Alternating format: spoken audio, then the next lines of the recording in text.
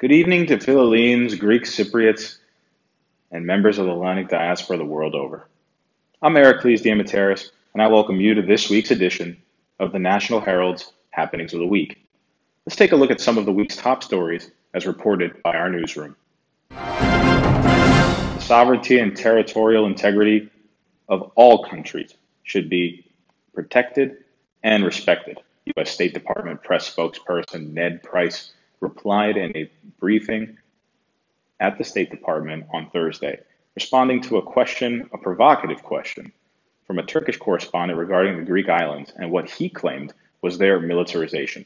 In response to the question, Mr. Price repeated Washington's standing position in support of a de-escalation of tensions via a diplomatic route, while noting that sovereignty and territorial integrity should be both respected and protected.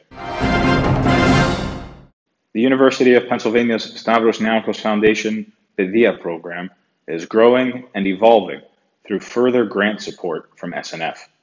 The expansion will see the creation of additional courses that will reach 1,000 students each year.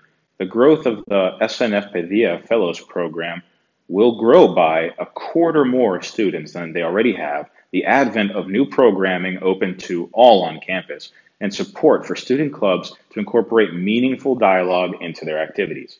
Established in 2019, the SNF Pedia program at the University of Pennsylvania seeks to imagine a new approach to educating students as whole people and citizens, drawing inspiration from ancient Greece and the concept of pedia, which indicated the rearing and education of the ideal citizen.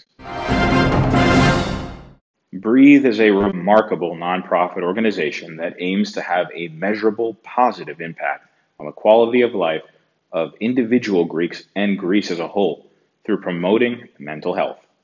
The Hellenic Initiative, THI, the nonprofit global organization that unites diaspora Greeks and Philhellenes to address current crises and invest in the future of Greece, has recently funded this program with $50,000.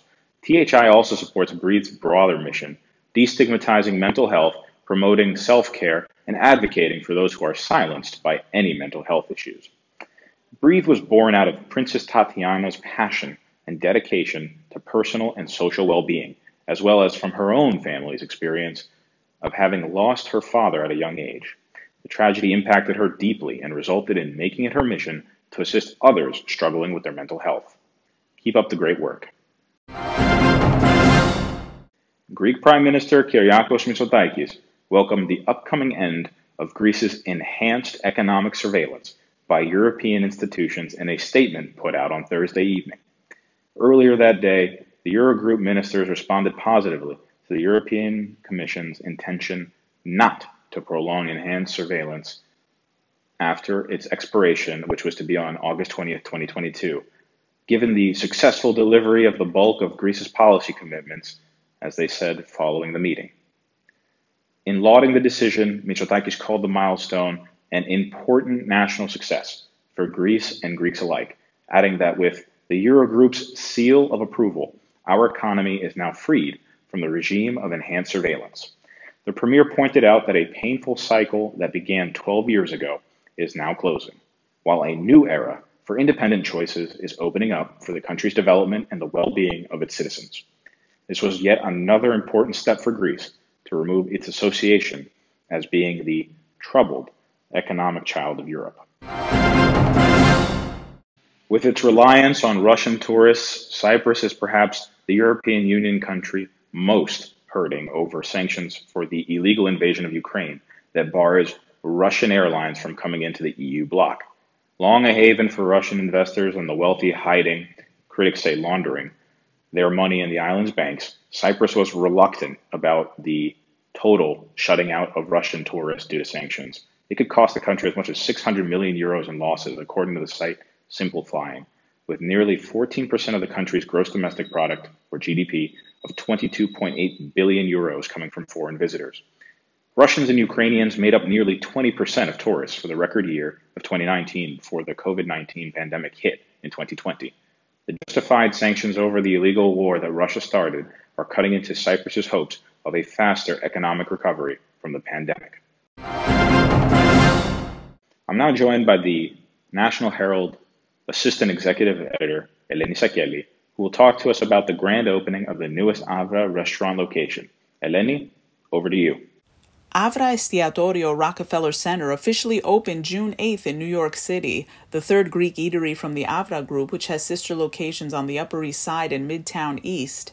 The new 16,500 square foot restaurant at Rockefeller Center in the historic Time Life building sits across the street from Radio City Music Hall and celebrates a Mediterranean courtyard aesthetic. The three-floor indoor-outdoor restaurant features an alfresco dining area on the historic plaza on 6th Avenue, main dining room, central bar, cellar-level dining room, mezzanine overlooking the main dining room, an open kitchen, and a market-style seafood display. Reminiscent of the Greek islands, the restaurant has a chic white aesthetic with elements of water and greenery throughout.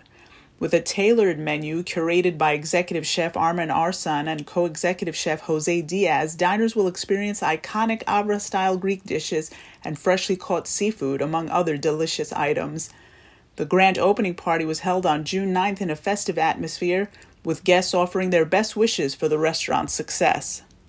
And now to my colleague, Stephanie Makri, who will tell us about an event spotlighting Achion Winery. Stephanie, over to you.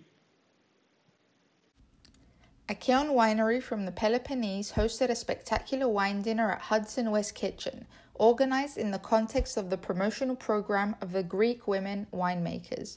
Zsuzanna Gatzigosta, third-generation owner of Achion Winery, has kept her family business's philosophy alive, setting focus on quality. Holding love and passion as core values, the aim is to insist on local varieties. It is important to promote the multiple regions of Greece, which each have something unique to offer on a global scale. These have been the happenings of the week by the National Herald Ethnikos Kyrikas. As always, thank you for watching. See you next week for a brand new episode. Until then, take care.